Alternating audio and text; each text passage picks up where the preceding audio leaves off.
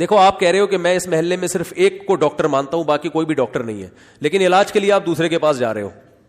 لوگ کہتے ہیں یار جب آپ کہتے ہو ڈاکٹر صرف وہی ہے تو علاج اس سے کیوں کرا رہے ہو؟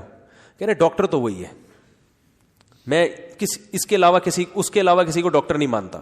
تو بھائی پھر خود بھی اس سے علاج کرا رہے ہو, لوگوں کو بھی کہہ رہے ہو کہ یہ علاج کرے گا, تو اس کا مطلب آپ صرف بیوقوف بنا رہے ہو لوگوں کو. جو عملاً جس کو ڈاکٹر کہا ہے وہ تو یہ والا ہے, اور صرف زبان سے کس کو کہہ رہے ہو؟ وہ والا. تو توحید میں سب سے پہلے جو چیز داخل ہے, دیکھو اتنا براڈ مائنڈڈ نہیں بنو کہ اپنے عقیدوں کو ہی دائیں بائیں کر دو. آج ہر ایک کو دائرہ اسلام میں زبردستی داخل کیا جا رہا ہے. ایک صاحب ہیں جو کہتے ہیں میں کسی کو کافر نہیں کہتا, بڑے مشہور ہیں کہ میں کسی کو کافر نہیں کہتا. یہ کیوں کہہ رہے ہو بھائی؟ اگر کسی کا عقیدہ شرکیہ ہے تو آپ اس کو کیسے مسلمان کہہ سکتے ہو؟ لوگ کہتے ہیں نہیں کسی کو کافر کہنے سے بڑا نقصان ہوتا ہے. بھائی جو کافر ہے اس کو کافر نہ کہنے سے نقصان ہوگا, جس کی عقیدہ واضح لفظوں میں کفریہ ہو. ندا لغیر اللہ, اللہ کے سوا کسی کو پکارنا اسباب سے ہٹ کے, یہ کفر ہے, کفر بوا ہے, شرک اکبر ہے, بہت بڑا کفر ہے. اسلام میں اس سے بڑا کفر ہے نہیں. یہی تو قصور تھا مشرکین مکہ کا.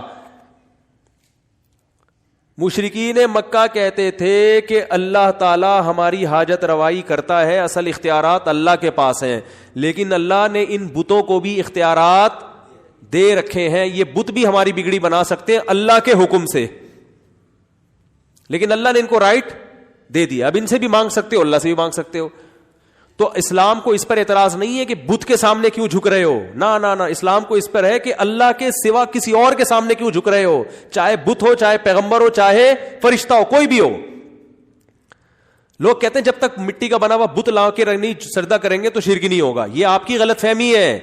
وَمَن يَدْعُو مَعَ اللَّهِ إِلَٰهًا آخر, جو اللہ کے ساتھ کسی اور کو پکارے گا وہ مشرک ہے. یہ نہیں کہہ رہا قرآن کے جو اللہ کے سوا کسی بت کو پکارے گا وہ مشرک ہے. نہ اللہ کے ساتھ کسی کو بھی پکارو گے, قرآن کیا کہہ رہا ہے آپ کو؟ کافر, اسلام سے خارج, جنت حرام. اور آج یہ شرک کتنا کامن ہو گیا ہے, کتنا کامن ہو گیا ہے. ڈرتے نہیں ہیں اللہ کے عذاب سے, اپنے پیروں مرشدوں کی باتوں میں لفاظی دائیں بائیں گھمائیں. بس ایک صاحب تقریر کر رہے تھے, تقریر کے دوران کہنے لگے, کسی نے پوچھا کہ نبی صلی اللہ علیہ وسلم نور ہے یا بشر ہے؟ تو انہوں نے کہا دیکھو نبی صلی اللہ علیہ وسلم سے صحابہ نے پوچھا کہ یا رسول اللہ آپ روزے رکھتے ہیں 24 گھنٹے, کیا رکھتے ہیں روزے؟ بولو. نبی صلی اللہ علیہ وسلم بعض دفعہ 24 گھنٹے کا روزہ بھی رکھتے تھے, لیکن آپ نے صحابہ کو منع کیا. صحابہ نے پوچھا یا رسول اللہ کیوں, آپ ہمیں کیوں منع کر رہے ہیں؟ آپ نے فرمایا ایکم مثلی, تم میں سے کون میری طرح ہے, میری طرح تھوڑی ہو تم. تو حدیث کا مفہوم بالکل واضح ہے کہ جو اللہ نے مجھے قوت دی ہے, طاقت دی ہے روحانی, وہ تمہارے اندر نہیں ہے. تو امت پہ شفقت کی کہ بھائی تم یہ افورڈ نہیں کر سکتے, اللہ نے مجھے زیادہ قوت دی ہے, برداشت زیادہ دی ہے. اور ایک حدیث میں آتا ہے اللہ مجھے کھلاتا ہے, اللہ مجھے پلاتا ہے. نہیں, روزے میں بھی اللہ مجھے کھلاتا پلاتا رہتا ہے. کیا مطلب؟ روحانی طور پہ کھلا لیتا ہے, پلا لیتا ہے, برداشت ہو جاتا ہے. تم سے نہیں ہو سکتا, تم نہیں رکھو. تو محترم سے کسی نے پوچھا کہ نبی صلی اللہ علیہ وسلم کے بارے میں قرآن میں آتا ہے انما انا بشر مثلکم, کہ اے نبی ان سے کہہ دیجئے کہ میں تمہاری طرح کا انسان ہوں. یہ تو قرآن میں صاف طور پر جب آ گیا تو پھر اللہ کے نبی کو بشر کی فہرست سے نکال دینا کہ آپ بشر نہیں تھے, یہ تو قرآن کا انکار ہو گیا نا. قرآن تو کہہ رہا ہے میں بشر بھی ہوں اور تمہاری طرح کا بشر ہوں. تم بھی کھاتے پیتے ہو, میں بھی کھاتا پیتا. تم بھی نکاح کرتے ہو, میں بھی نکاح کرتا ہوں. تمہارے بھی اولاد ہوتی ہے, میرے بھی اولاد ہوتی ہے. تم بھی بیمار ہوتے ہو, میں بھی بیمار ہوتا ہوں. تم بھی دوا کرتے ہو, میں بھی دوا کرتا ہوں. تو تمہاری طرح کا, ان چیزوں میں تمہارے جیسا انسان ہوں میں. تو محترم سے کسی نے پوچھا کہ تو قرآن صاف لفظوں میں کہہ رہا ہے. تو محترم نے جواب کیا دیا؟ اب دیکھو یہ خطیب لوگ جو لوگوں کو عقیدے خراب کرتے ہیں نا, لفاظی کرتے ہیں, باتوں کو گھماتے ہیں. وہ محترم نے بات کیسے گھمائی؟ محترم نے ارشاد فرمایا, بڑا مجمع تھا, بہت بڑا مجمع جس میں یہ تقریر فرما رہے تھے. بات یہ گھمائی کہ نبی صلی اللہ علیہ وسلم سے صحابہ نے پوچھا کہ آپ 24 گھنٹے کا روزہ رکھتے ہیں تو ہمیں بھی اجازت دیں. تو آپ نے فرمایا ایکم مثلی, تم میں سے کون میرے جیسے, تم یہ میرے جیسے نہیں ہو. اور ابو جہل کو جو آپ نے خطاب کیا اس میں کیا فرمایا؟ انما انا بشر مثلکم. غیر مشرکین کو جو آپ نے خطاب کیا اس میں فرمایا میں تمہاری طرح کا انسان ہوں. اب آگے محترم نتیجہ نکالتے ہیں کہ صحابہ کو یہ کہا کہ میں تمہاری طرح کا نہیں ہوں، لہذا صحابہ کی اولادیں اب تک یہ سمجھ رہی ہیں نبی ہماری طرح کے بشر نہیں ہیں، اور ابو جہل کی اولادیں یہ سمجھ رہی ہیں کہ نبی ہماری طرح کے بشر ہیں. یعنی ہم لوگوں کو کیا کہتی ہے دیا معاذ اللہ؟ ابو جہل کی اولادیں، کیونکہ ہم یہ کہتے ہیں کہ نبی صلی اللہ علیہ وسلم بشر ہے نا، ہم تو یہی کہتے ہیں.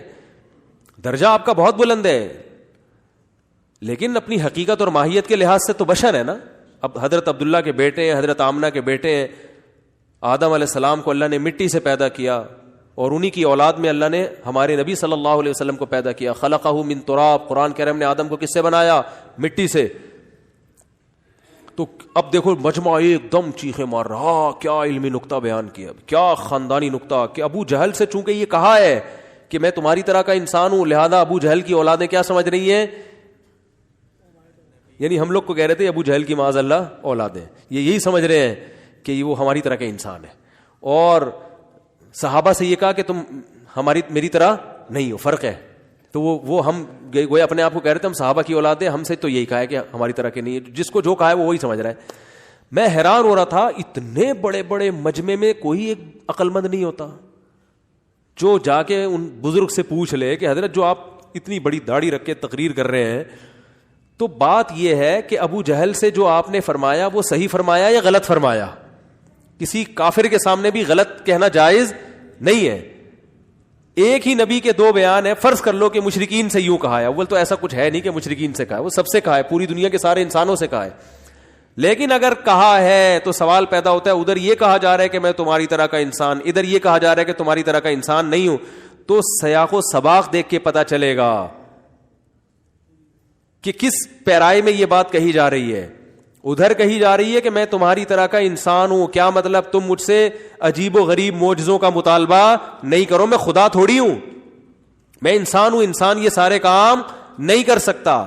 انما انا بشر مثلکم یوحی الی، مجھ میں تم میں فرق صرف وہی کا ہے.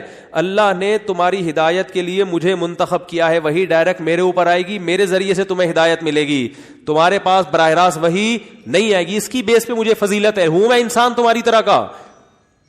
لہذا یہ جو مطالبے کرتے ہو نا کہ چشمے جاری کر دو اور یہ کر دو اور یہ کر دو، یہ مطالبے بیہودہ ہیں.